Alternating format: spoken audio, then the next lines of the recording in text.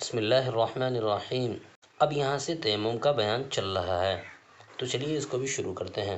تیمم کا بیان، یہ سب جو ہے آپ پڑھ رہے ہیں، یہ سارے مسائل ہیں، اور مصنف علیہ الرحمہ نے موٹی موٹی مسائل کو آپ کو سوال جواب کی شکل میں دے کر شارٹ کٹ میں آپ کو سمجھانے کی کوشش کی ہے، تو آپ اس کو سمجھنے کی کوشش کریں۔ سوال: تیمم کسے کہتے ہیں؟ جواب: پاک مٹی یا کسی ایسی چیز سے جو مٹی کے حکم میں ہو، بدن کی نجاست حکمیہ سے پاک کرنے کو تیمم کہتے ہیں۔ سوال: تیمم کب جائز ہوتا ہے؟ جواب: جب پانی نہ ملے یا پانی استعمال کرنے سے بیماری ہو جانے یا مرض بڑھ جانے کا اندیشہ ہو تو تیمم کرنا جائز ہوتا ہے۔ سوال: پانی میں نہ ملنے کیا کیا صورتیں ہیں؟ جواب: جب پانی کا 1 میل دور ہو جاتا ہے یا کسی دشمن کے خوف سے پانی نہ لے سکتا ہے، مثلاً گھر سے باہر کنواں موجود ہے مگر ڈر ہے کہ گھر سے نکلے تو دشمن یا چور مار ڈالے گا، کنویں کے پانی بڑا بھاری، سانپ بھر رہا ہے یا شیر گھیرا ہے، یہ تھوڑا پانی ہے اپنے آس پاس موجود ہے مگر ڈر ہے کہ اگر کوئی اسے وضو میں خرچ کرے تو پیاس کی تکلیف ہوگی، یا کنواں موجود ہے مگر ڈول رسی نہیں، یا پانی موجود ہے مگر یہ شخص اٹھ کر اسے لے نہیں سکتا اور دوسرے آدمی موجود نہیں، یہ 2 صورتیں پانی نہ ہونے کے حکم میں داخل ہیں۔ سوال: بیمار ہو جانے کا خوف کب معتبر ہے؟ جواب: جب اپنے تجربہ سے گمان غالب ہو جائے یا کسی بڑے قابل حکیم کے کہنے سے معلوم ہو کہ پانی کے استعمال کرنے سے بیمار ہو جائے گا تو تیمم درست ہے۔ سوال: پانی کے 1 میل دور ہونے سے کیا مراد ہے؟ ذرا کھل کر بیان کریں۔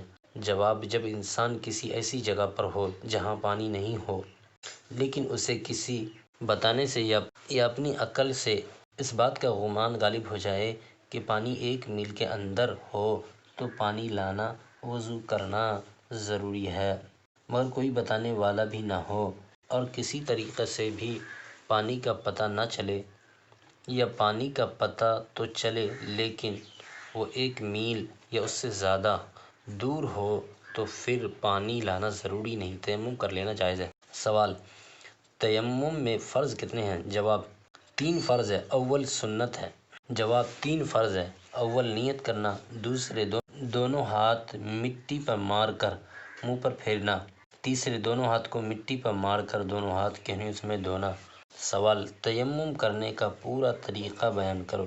جواب: اول نیت کرو کہ میں ناپاکی دور کرنے اور نماز پڑھنے کے لیے تیمم کرتا ہوں، پھر دونوں ہاتھ مٹی کے بڑے ڈھیلے پر مار کر انہیں جھاڑو، زیادہ مٹی لگے تو منہ سے پھونکو اور دونوں ہاتھوں کو منہ پر اس طرح پھیرو کہ کوئی جگہ باقی نہ رہ جائے اور ایک بال برابر جگہ چھوٹ جائے تو تیمم جائز نہیں ہوگا۔ پھر دوسری مرتبہ دونوں ہاتھ مٹی پر مارو اور انہیں جھاڑ کر پہلے بائیں ہاتھ کی چاروں انگلیاں سیدھے ہاتھ کی انگلیوں کے سروں کے نیچے رکھ کر کھینچتے ہوئے کہنیوں تک لے جاؤ، اسی طرح لے جانے سے سیدھے ہاتھ نیچے کی جانب ہاتھ پھیرا جائے گا، پھر بائیں ہاتھ کی ہتھیلی سیدھے ہاتھ کے اوپر کہنیوں کی طرف انگلیوں تک کھینچے ہوئے لاؤ اور بائیں ہاتھ کے انگوٹھے کے اندر کے جانب کی طرف ہاتھ کے اندر انگوٹھے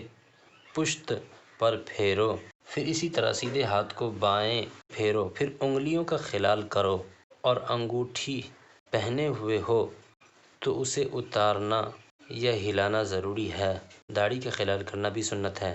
سوال: وضو اور غسل دونوں کا تیمم جائز ہے یا صرف وضو کا؟ جواب: دونوں کا تیمم جائز ہے۔ سوال: کن چیزوں پر تیمم کرنا جائز ہے؟ جواب: پاک مٹی اور ریت اور پتھر اور چونا، مٹی کے کچے یا پکے برتن جن پر روغن نہ ہو، اور مٹی کے کچے یا پکے اینٹیں اور مٹی کے اینٹوں پر یا پتھر یا چونے کی دیوار اور کڑوے اور ملتانی پر تیمم کرنا جائز ہے، اسی طرح غبارے پر بھی تیمم کرنا جائز ہے۔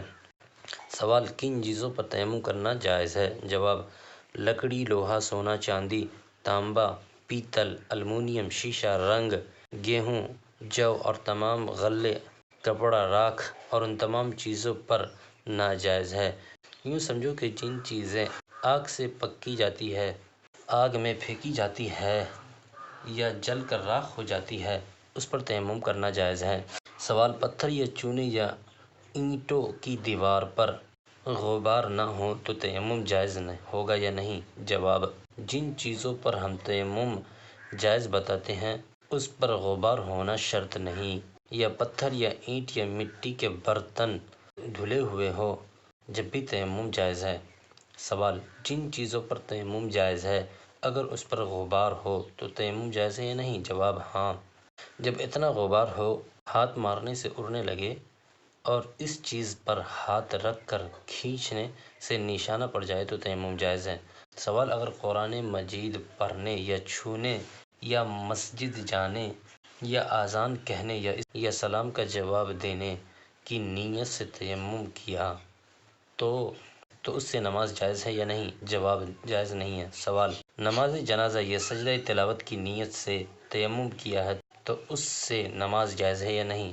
جواب: جائز ہے۔ سوال: اگر پانی نہ ملنے کی وجہ سے تیمم کر لیا اور نماز پڑھ لیا، پھر باقی پانی مل گیا تو کیا حکم ہے؟ جواب: نماز ہوگی، اب اسے لوٹانے کی حاجت نہیں، چاہے تو وہ پانی کے وقت کے اندر ملا ہو یا وقت کے باہر۔ سوال: تیمم کن چیزوں سے ٹوٹ جاتا ہے؟ جواب: جن چیزوں سے ٹوٹ جاتا ہے ان سے تیمم بھی ٹوٹ جاتا ہے۔ ہاں، غسل کا تیمم صرف حدث اکبر سے ٹوٹتا ہے۔ اگر پانی نہ ملنے کی وجہ سے تیمم کیا تھا تو وہ تیمم پانی پر قادر حاصل ہونے سے بھی ٹوٹ جاتا ہے۔ اگر کسی نے عذر مثلاً مرض وغیرہ کی وجہ سے تیمم کیا تھا تو اس عذر کے جاتے رہتے بھی تیمم ٹوٹ جاتا ہے۔ سوال: ایک وقت کی نماز کے لیے تیمم کیا اور دوسرے وقت کی نماز اس کے لیے جائز ہے یا نہیں؟ جواب: ایک تیمم سے جب تک وہ ٹوٹ نہیں جاتے وقتوں کی چاہو تو نماز پڑھ سکتے ہو، تو اسی طرح فرض نماز کے لیے جو تیمم کیا ہے اس سے فرض نماز اور نفل نماز، قرآن مجید کی تلاوت اور جنازہ کی نماز اور سجدہ تلاوت اور تمام عبادتیں جائز ہے۔ سوال: تیمم کی مدت کیا ہے؟ جواب: جب تک پانی نہ ملے یا عذر باقی رہے تو تیمم جائز ہے۔ اگر اسی حالت میں کئی سال گزر جائے تو کوئی مضائقہ نہیں۔ تو یہ سارے تھے تیمم کے شرط۔ تو اس سبق کے اندر اتنا ہی، ملتے ہیں اگلے سبق میں، تب تک کے لیے اپنا خیال رکھیے گا۔